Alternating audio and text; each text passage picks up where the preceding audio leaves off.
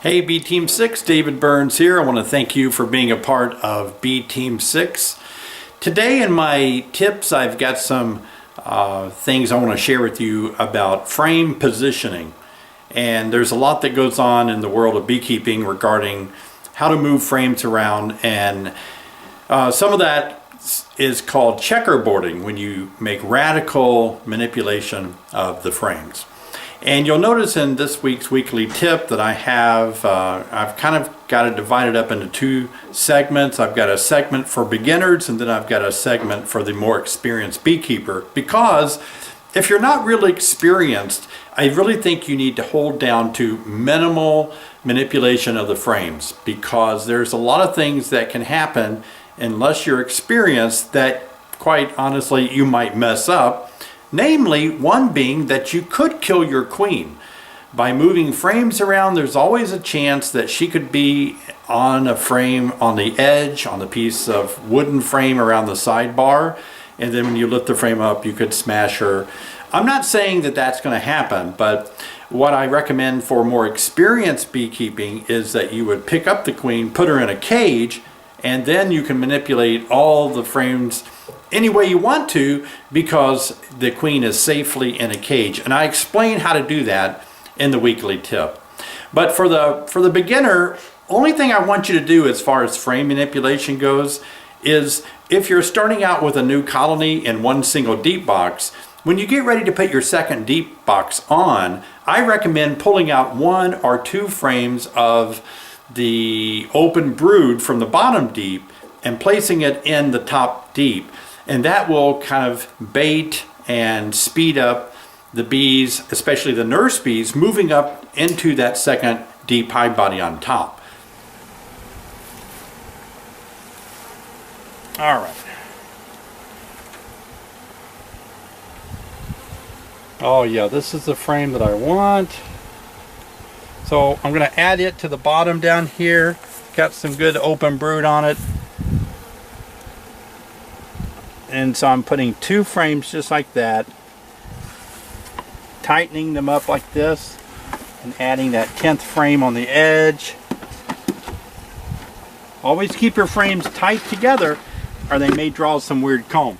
This is the very full first deep box, and now I'm adding a second deep to it, giving them room by baiting them with two frames that I've taken out of the brood nest area and put in the top.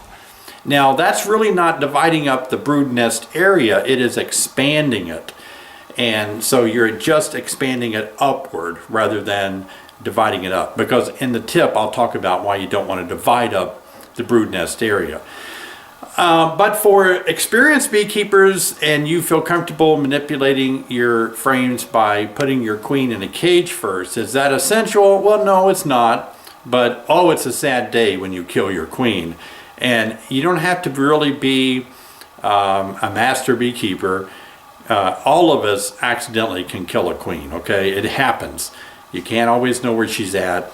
And if you kill the queen, it's over, and you have to get a new queen or let them raise another queen, and that can set you back in time. So we want to keep our queen always strong, healthy, laying eggs all the time. But if you're more experienced, then you may want to watch my video, and I'll explain how you can actually put undrawn foundation between frames that are already drawn out containing nectar. And as you can see, when bees start to add wax onto your inner cover, I'm not using an inner cover on this hive, right on the top cover, adding more wax, they're ready for that second deep box. And as you can tell, all frames are drawn out. And as you can see, these are some old frames that I've kind of repurposed. I've cleaned them up a little bit, scraped them off, cleaned them up, added extra wax, and these are ready to go. I'm going to take a couple of frames out, swap them, and then take some of the frames that are undrawn and put them in this. I'm going to kind of split these frames up of nectar on the edges by moving them closer like this, and then adding the two frames.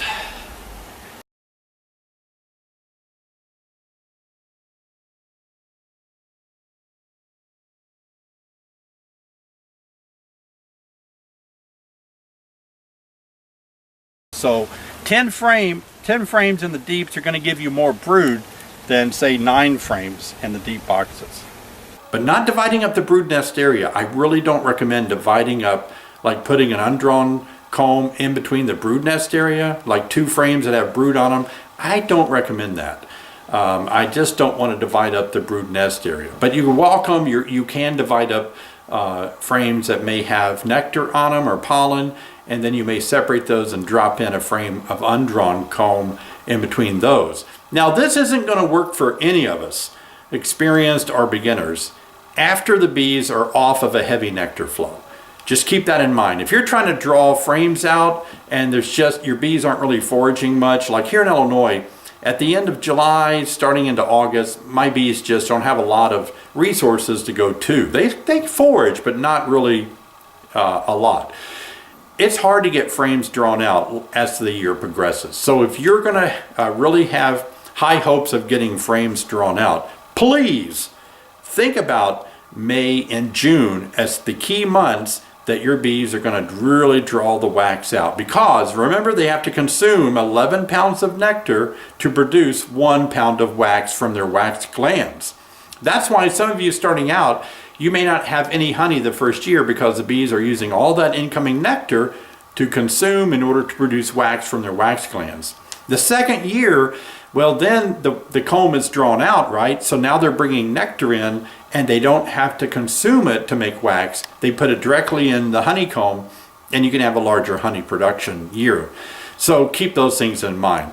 But watch the videos, inserts here, go back and look at them again. You can watch me in the field manipulating some hives and learn from that. I want to thank you for being a part of BeeTeam6. It's always a pleasure. I really appreciate all of you that have been with me. Some of you have been with me from the very beginning, coming up on 2 years. Others have joined just today or yesterday. So it's great. I appreciate all of you being a part of this, and I'm glad I can help you in your beekeeping endeavors. I'll see you next time.